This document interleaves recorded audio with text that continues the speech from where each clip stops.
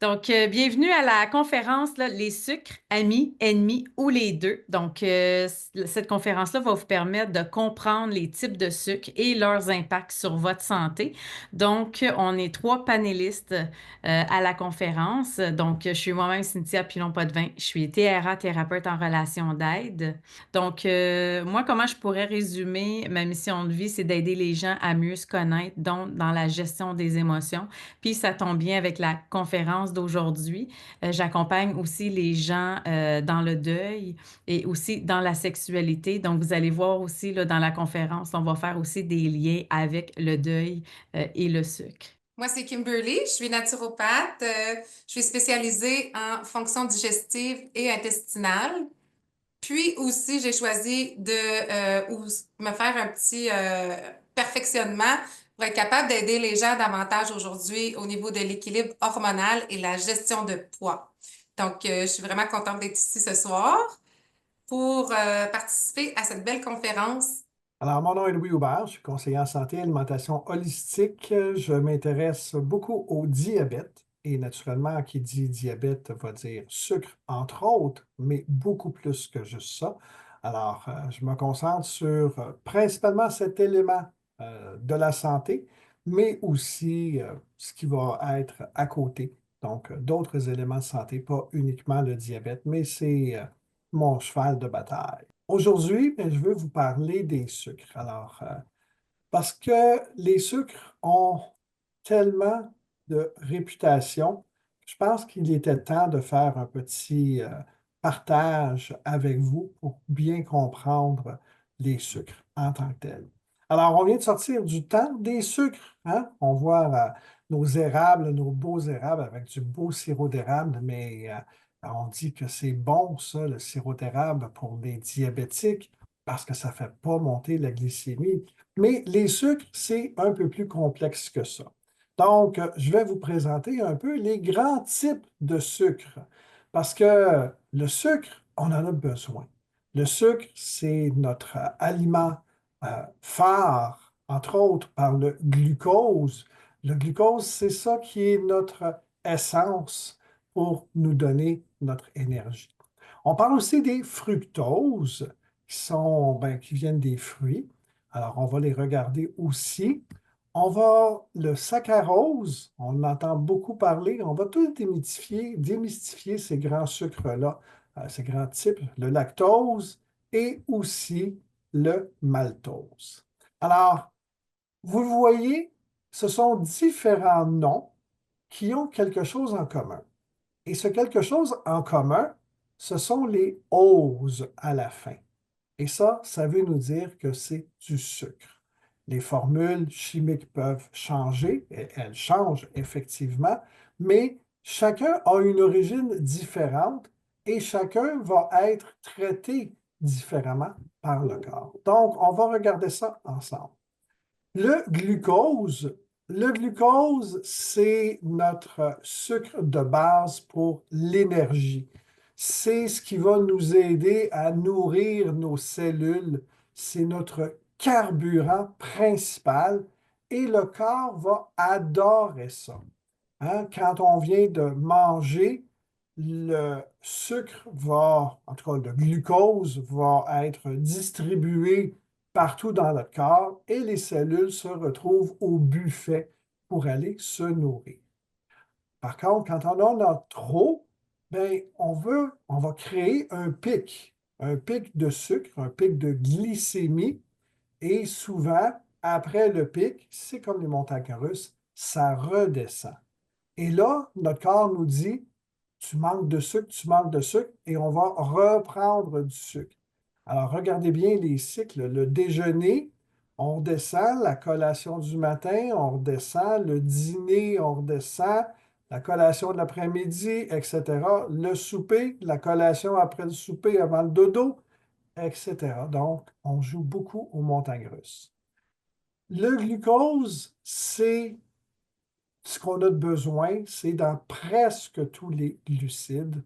Alors, on en a beaucoup dans notre corps, c'est absorbé rapidement et c'est ça qui est notre principal carburant. On va regarder aussi le fructose. Le fructose, lui, il est présent dans les fruits, quelle que soit leur forme. On dit souvent que c'est inoffensif, mais il faut comprendre pourquoi. Parce que inoffensif, c'est que même s'il y a du sucre dans les fruits, il y a aussi des fibres dans les fruits. Donc, quand on mange des fruits, le sucre des fruits et les fibres, elles, vont faire que le sucre va se digérer plus lentement. Alors, ça va être important de le prendre dans cette forme-là, plutôt que dans d'autres formes qu'on va voir plus tard. Un excès de sucre, à ce moment-là, ça va être dommageable. Et le fructose, il est strictement métabolisé par le foie. Donc, alors que le glucose, de tantôt, s'en allait dans le sang et il nourrissait tout le monde, le fructose doit obligatoirement passer par le foie pour être traité. Alors, ou être métabolisé, je devrais dire. Alors, l'excès de sucre qui se retrouve dans notre foie va être transformé en gras, qui va être envoyé dans notre corps et éventuellement, si on en a trop, ça va créer une résistance à l'insuline. Et ça, c'est vraiment pas bon. Le saccharose, ben, c'est notre sucre de table, le sucre blanc classique. Lui, c'est un mélange à peu près égal de fructose et de glucose. Donc, on va en retrouver à peu près partout.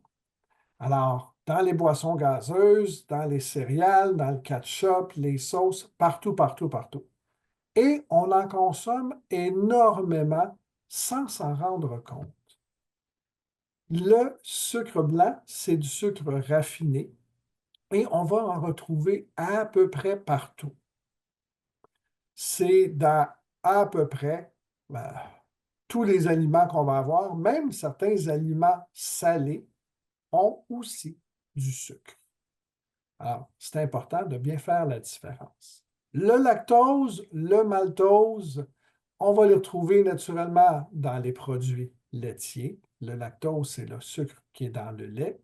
Mais on va aussi retrouver le maltose dans le sucre qui est dans les céréales. Et lui provient de la dégradation de l'amidon. Alors, on mange moins de céréales que d'autres choses, mais méfiez-vous des céréales avec les jouets à l'intérieur ou les surprises ou les cadeaux, parce que généralement, ces céréales-là sont très sucrées. Et c'est important de faire comprendre ça aussi à nos jeunes, aux enfants, qu'on est là pour leur donner des bons aliments parce qu'éventuellement, bien, c'est là que ça va se dégrader. Le sucre naturel versus le sucre ajouté. Alors, comme je le disais tantôt, le sucre naturel, comme les fruits, les légumes, éventuellement, bien, sont accompagnés de fibres, de vitamines, etc. Donc, ces fibres-là vont ralentir la façon dont le sucre va être géré par le corps et ça va éviter de créer ces pics de glycémie-là qu'on a normalement. Alors, le sucre ajouté, donc les boissons, les biscuits, les sauces. Alors, quand on prend un jus de fruits, c'est une bombe à sucre. Pourquoi? Parce que les fibres ont toutes été retirées et ce sont que des sucres qui vont rester. Et ces sucres-là, bien, vont vous créer des pics de glycémie. Alors, quand on pense au déjeuner, un jus d'orange ou un jus, peu importe, qu'on amène ça dans notre collation, peu importe le contenant, ben, à ce moment-là, le jus, c'est beaucoup, beaucoup de sucre. Et le corps ne va pas réagir de la même façon. Dans le ketchup, on va retrouver beaucoup de sirop de maïs à haute teneur en fructose. Et c'est partout. Il y a au-dessus de 6000 aliments qui ont ce genre de sirop de maïs à haute teneur en fructose qui est caché un peu partout. Et ça fait des ravages dans notre corps. parce qu'antérieurement, on avait beaucoup moins de sucre. Alors, comme je vous le disais, les effets ne sont pas les mêmes selon le type de sucre qu'on va avoir. Je fais juste une petite référence parce que quand on regarde au début des années 1900, l'homme, avec un grand H, prenait environ entre 15 et 20 grammes de sucre par jour. Alors, ça venait principalement des fruits, des légumes, etc., etc. Par la suite, on a introduit aux alentours de la fin de la Deuxième Guerre mondiale le sucre de canne à sucre, qui était produit en grande quantité, surtout dans les îles des Caraïbes. On en retrouvait beaucoup de plantations à Cuba, en République dominicaine, etc., etc. C'est un sucre qui était bon marché et qui était à ce moment-là facile, disponible en grande quantité. Et on a commencé à sucrer les aliments. Et tranquillement, notre niveau de sucre dans le corps, de façon quotidienne, a augmenté. Vers la fin des années 70, dans les années 70, le sirop de maïs à haute teneur en fructose est arrivé sur le marché et ce sucre-là est encore moins cher que la canne à sucre et il a envahi à peu près tous les plats transformés qu'on pouvait avoir sur le marché. Donc, au travers de tout ça, on a de nombreux aliments qui sont sucrés.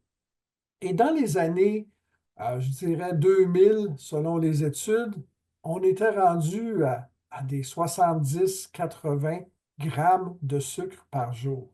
Alors, en l'espace de 4 générations, on a à peu près quintuplé la quantité de sucre quotidienne qu'on mangeait. Notre corps, il ne s'est pas habitué à tout ça. Il n'a pas eu le temps de faire les changements et il fait du mieux qu'il peut pour garder un équilibre. Alors, je vais vous donner un peu d'idées. Hein. Vous vous rappelez les chiffres que je viens de vous donner? Alors, ça, c'est juste une petite partie d'un tableau sur les aliments, leur quantité de sucre par portion, soit en millilitres ou en grammes. Alors, imaginons qu'on prenne une petite collation. Et je pense que la collation a fait beaucoup de sens. On prend un Coca-Cola régulier avec un muffin au bleuet. Alors, si je prends mon Coca-Cola, vous allez le retrouver à peu près au milieu de ma liste ici, c'est 39 grammes de sucre. Et mon muffin au bleuet est en bas complètement, 23 grammes de sucre pour une portion de 100 grammes. On sait très bien que nos muffins d'aujourd'hui sont comme gigantesques et pèsent beaucoup plus que 100 grammes. Alors, si j'additionne les deux, simplement cette collation-là, on retrouve plus de 61 grammes de sucre. Juste pour cette collation-là. On nommait les repas principaux, déjeuner, dîner, souper. On nommait peut-être la collation de l'après-midi. Alors, quand je vous disais qu'on était souvent en montagne russe, le corps doit travailler très fort pour gérer ces sucres-là. Et il y a des conséquences à vous prendre trop de sucre. Alors, l'excès de sucre est lié à beaucoup de problèmes de santé. On va parler, entre autres, les pics vont amener un petit peu de fatigue après un repas. Je pense que c'est normal, hein, on a trop mangé. Pardon, je vous taquine là, quand je fais ça, là. Mais c'est important de savoir que si notre quantité, on a un pic de sucre, ça va amener de la fatigue. Ça va éventuellement, je vous disais que tantôt, le foie va gérer l'ensemble des sucres. Il y en a qui s'en vont directement dans le sang pour nourrir nos cellules, mais il y en a 80 de notre glucose s'en va dans le sang. Mais il y a un 20 qui est géré par le foie et il y a tout le fructose qui est uniquement géré par le foie. Alors imaginez que vous preniez une quantité d'une cuillerée à soupe de sucre. 50 dans ce 50 %-là, il y en a 80 qui s'en va dans le sang. Et l'autre 50 plus le 20 qu'on avait, c'est le foie qui va gérer ça. Mais le foie, à un moment donné, c'est beau vouloir faire des petites réserves, hein, c'est comme quand on arrive de faire l'épicerie, ben, on a acheté beaucoup de sacs, on revient avec beaucoup de sacs d'épicerie, il y a beaucoup d'aliments sur le comptoir. Ben, on a trois choix. Soit qu'on les prenne puis qu'on les mange tous tout de suite, ce qui serait un peu ridicule. Soit qu'on en prenne puis qu'on en mette dans le frigo pour les conserver puis qu'on en mange une partie pour le repas qui s'en vient, ce qui fait bien du sens. Mais à un moment donné, le frigo, il va être plein. Donc, qu'est-ce qu'on fait? On va le mettre au congélateur. Puis peut-être qu'on a un deuxième congélateur à la maison pour pouvoir emmagasiner un peu d'aliments. Bien, notre foie va faire la même chose. À un moment donné, il va aller porter ces sucres-là qu'il a transformés en gras et il va aller les porter à l'extérieur. Et ça va favoriser la résistance à l'insuline et, entre autres, un des gros problèmes, le diabète. Et naturellement, bien, plein de maladies inflammatoires. On va parler de caries, de prise de poids, d'inflammation, et ça va être très dommageable à long terme sur le corps. Alors, qu'est-ce qu'il faut retenir? Bien, tous les sucres ne se valent pas. Hein? Il y en a, ça ne va pas être nécessairement notre ennemi en soi, parce qu'on a besoin de sucre. Mais c'est la quantité, le type de sucre, les fréquences de sucre. Comment on va en prendre? Donc, il faut apprendre à lire les étiquettes. Faites attention au sucre ajouté. Priorisez des aliments entiers. Et le vrai défi, c'est l'équilibre. Alors, c'est ce que je voulais partager avec vous aujourd'hui pour que vous puissiez être plus sensibilisés, un peu mieux éduqués face au sucre, pour que vous en compreniez les différences et pour que peut-être vous sensibilisez à lire ces étiquettes de produits-là pour faire de meilleurs choix. Merci, Louis. Merci beaucoup, c'est super. Bienvenue, ça fait Oui, plaisir. Alors, comment vous avez trouvé ça? excellent. Qu'est-ce qui vous a interpellé? Je pense que c'est la façon que tu t'y prends pour l'expliquer. J'ai trouvé que c'était vraiment clair là, avec ton l'épicerie, le frigo, le congélateur. C'est tellement une belle façon, tu sais, de dire, OK, quand il y a un excès de sucre, il va être transformé en graisse puis stocké dans le corps. Mais la façon que tu l'as apporté, c'était vraiment, j'ai trouvé ça vraiment clair. Puis je pense que ça va donner vraiment une image concrète pour que les gens aient une prise de conscience pendant que ça se passe. Mhm. Tu as raison, puis tu sais, quand je parle que le gras s'en va un peu partout dans le corps, je donne un exemple qu'on connaît tous. Hein. Rouler sur une autoroute en plein cœur d'été, c'est facile d'aller chercher la vitesse maximale, le 100 km/h. Mais en hiver, quand il y a tombé 5, 10, 15, 20 centimètres de neige, est-ce que vous roulez à la vitesse à la vitesse limite qui est proposée? Absolument pas. Vous allez rouler peut-être à 40, 50, 60 km/h. Ça veut dire 40, 50 ou 60 de la vitesse à laquelle vous pourriez vous déplacer. Et le gras qui va aller un peu partout dans votre corps va s'accumuler pas seulement dans les cellules adipeuses, mais aussi sur les organes. Et imaginez que vos organes soient embourbés, comme un peu la neige sur l'autoroute. Est-ce que Mhm, vous pensez que vos organes vont être capables de fonctionner à 100%? mhm, Absolument pas. Ils vont fonctionner à 40, 50, 60%, exactement comme on conduit sur une autoroute. Mais eux, vos organes, il y a comparativement à l'autoroute où la charrue peut passer puis nettoyer, ouais. il n'y en a pas de véhicule comme ça pour nettoyer nos organes. Et c'est Mhm, ça les, qui amène des problématiques de santé. mhm. Oui, puis moi, ce qui m'a fasciné, Louis, c'est de voir comment tu sais, les différents sucres, hein, ça, j'ai appris ça de toi là, aujourd'hui, d'apprendre qu'il existe différents sucres, puis de mieux les identifier là, quand je vais manger, d'être capable de les identifier. Puis pour moi, ça, c'est une première prise de conscience de savoir quel sucre que je mange, qu'est-ce que je suis en train de manger. Tu sais, puis tu as nommé les impacts dans, OK, la prise de poids, le diabète, la fatigue, dans tous les impacts sur le corps. Mais tu sais, moi, je t'entends, puis moi, comme TRA, j'entends aussi les impacts sur la santé mentale. Tu sais, si on mange beaucoup de sucre, qu'est-ce, qu'est-ce qui se passe à moyen terme? Tu sais, qu'est-ce qui se passe même dans le moment présent quand je mange mon sucre avant même de le manger? Tu sais, pour les gens qui aimeraient faire des meilleurs choix d'aliments, puis même si je parle pour moi en ce moment, moi aussi, ça m'arrive là, d'avoir une petite rage de sucre, puis je me dis, OK, j'ai envie de m'observer. Là, je t'entends, mais j'ai envie de m'observer après, faire comme, OK, là, j'ai envie de sucre, mais pourquoi? Tu sais, c'est quoi la première question qui me vient, c'est pourquoi je veux manger du sucre en ce moment? Est-ce que c'est parce que je vis quelque chose de pas confortable, puis j'ai l'habitude de manger du sucre, de manger mes émotions? Est-ce que j'ai juste envie de manger un dessert parce que le petit dessert, il est là? Est-ce que je suis toujours fatiguée puis j'ai besoin de mon Red Bull? J'ai besoin d'une dose de sucre parce que je suis toujours fatiguée, tu sais? Fait que moi, on dirait que ça m'allume à me poser la question la prochaine fois que je veux manger du sucre. Dans quoi j'ai réellement besoin? C'est-tu vraiment du sucre? Tu sais? Tu poses une question qui est super intéressante. Puis, je vais te ramener à quelque chose de la vie de tous les jours. On est tous allés manger dans un buffet un jour.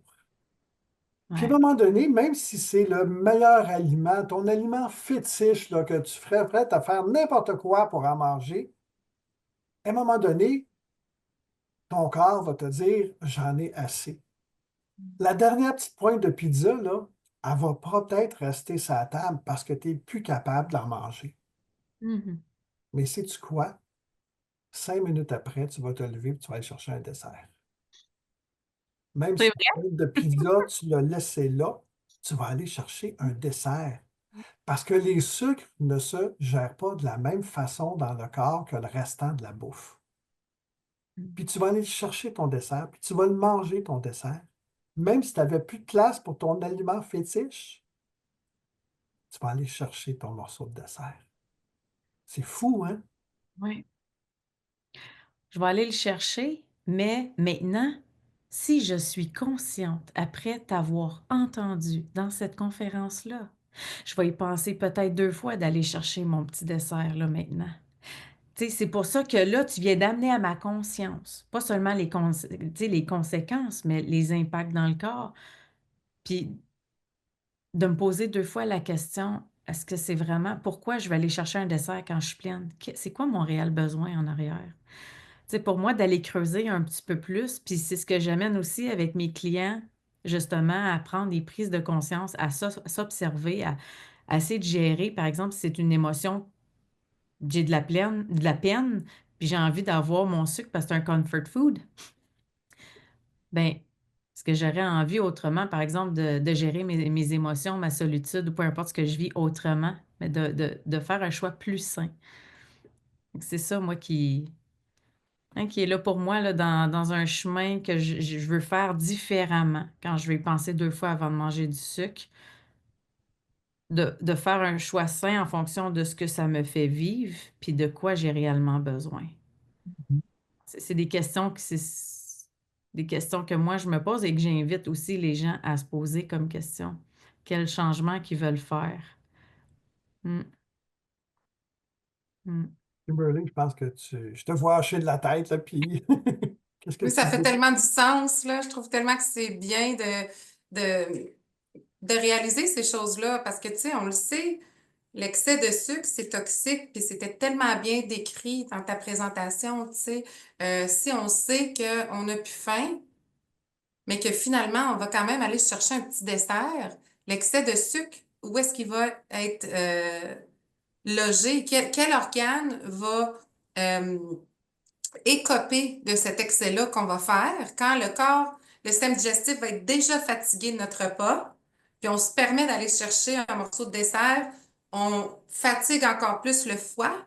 Le foie envoie des déchets dans les reins, donc les reins vont être fatigués, l'intestin va être fatigué. Donc, le système digestif va devenir fatigué parce que on a fait un choix qu'on n'était pas conscient avant, qui Hmm. allait avoir un impact. J'aime mieux pas manger une deuxième pointe de pizza parce que je me sens pleine, mais je vais aller chercher du sucre. Puis là, on le sait que ça affecte le foie aussi, le sucre. Tu sais, ça fait pas juste affecter le pancréas, c'est aussi le restant du corps qui va avoir une conséquence. La hausse d'insuline, adrénaline, cortisol, surtout si c'est le soir. Ça va être l'heure d'aller au lit bientôt. C'est-tu le temps vraiment d'aller déséquilibrer ces substances-là que le corps produit pour qu'on ait un équilibre hormonal, un équilibre au niveau du sommeil? Est-ce que ça vaut vraiment là, ici, je vais dire la peine, parce que d'habitude, moi, je dis que oui, ça vaut la joie de le faire, mais ici, est-ce que ça vaut la peine? Hmm. Tu sais, comme Cynthia disait, je vais réfléchir à mon choix. Pourquoi? Est-ce que je le fais consciemment? Puis est-ce que là, maintenant, j'ai envie de manger un dessert? Est-ce que ça vaut la peine de le faire ou non? J'aime ton lien entre la joie et la peine. Mhm. Hum, Parce que la joie, c'est quelque chose qu'on va aller chercher à très, très, très court terme. Alors que la peine va s'installer à très, très, très long terme. Oui. Et on dit tout le temps, si j'avais su, j'aurais fait un choix différent, j'aurais quelque chose de différent, j'aurais changé, peu importe, j'aurais quoi. Mais si j'avais su, Hmm. j'aurais peut-être pas fait les mêmes choix. Aujourd'hui, ben pas aujourd'hui, mais cette année, basée sur les écrits de Diabète Québec et Diabète Canada, en 2025, il y a 50 000 Québécois qui vont recevoir un diagnostic de diabète cette année. Ouais, c'est pas rien. Hmm. Ce n'est pas un Wow. chiffre aléatoire, là. Oui. On peut retrouver ces chiffres-là avec une petite extrapolation là, sur les sites de Diabète Québec, Diabète Canada. Ça, c'est juste pour les Québec. Hum. 50 000 personnes. C'est fou. Wow. Ouais. Et on sait que le diabète a un coût financier, un coût familial, un coût de société.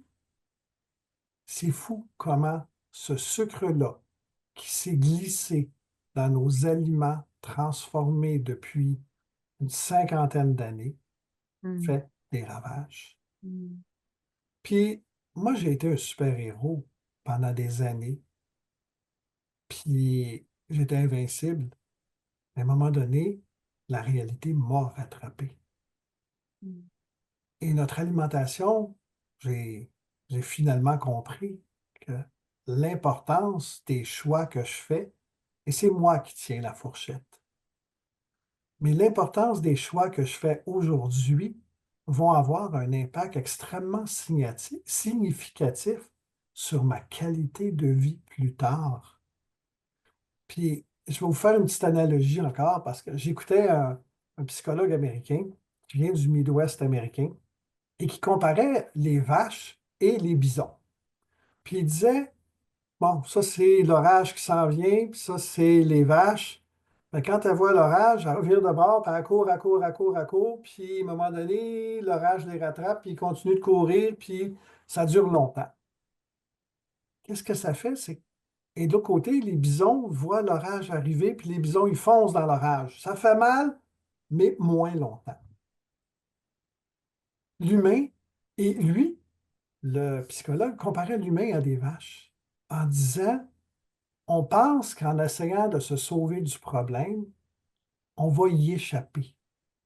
Non, ça fait juste mal plus longtemps, mais on n'y échappera pas au problème. Fait que si aujourd'hui, prendre un petit morceau de gâteau, c'est correct, c'est bon, un petit morceau de gâteau.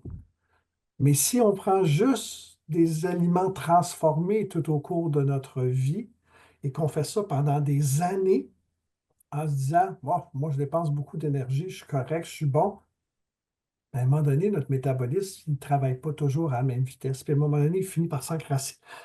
Puis à un moment donné, la même petite quantité de sucre va avoir un effet démultiplié. Et quand les conséquences vont arriver, ben, ça va être peut-être trop tard pour revenir en arrière. Ma Ouais. grand-mère était diabétique, elle s'est fait amputer à multiples reprises parce qu'elle voulait continuer de manger son sucre.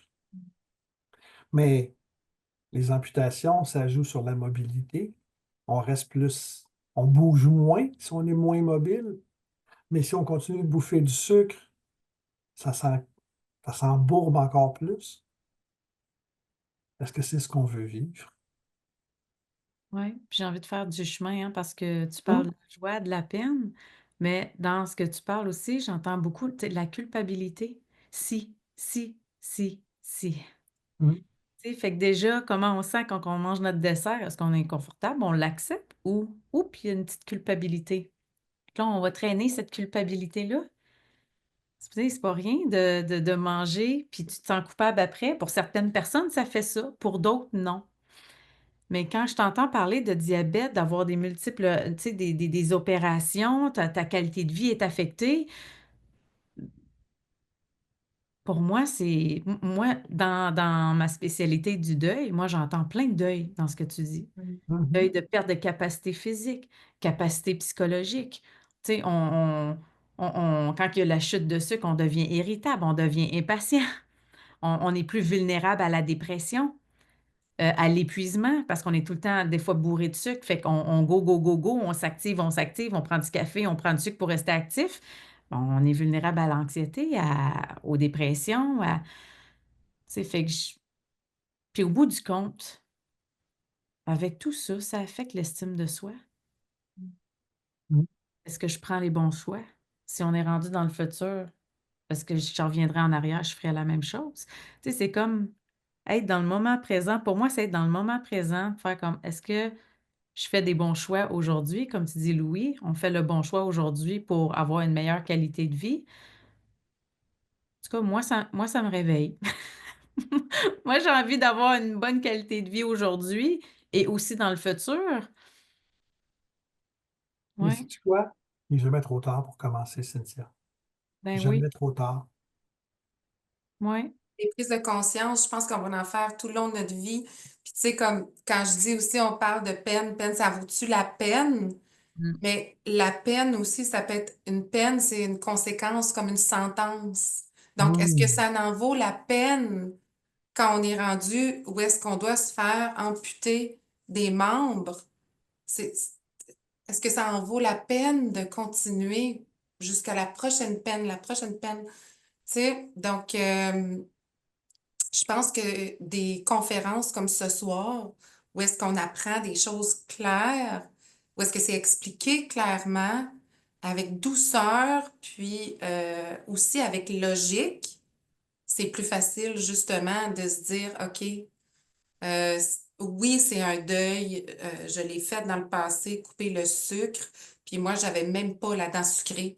Fait que je peux pas imaginer tu sais, moi, c'était plus des sucres rapides, justement, mais quand même, c'était difficile. Fait que je peux pas imaginer ceux qui aiment le goût du sucre. C'est partout, c'est que ça qu'on trouve comme collation pour se dépanner.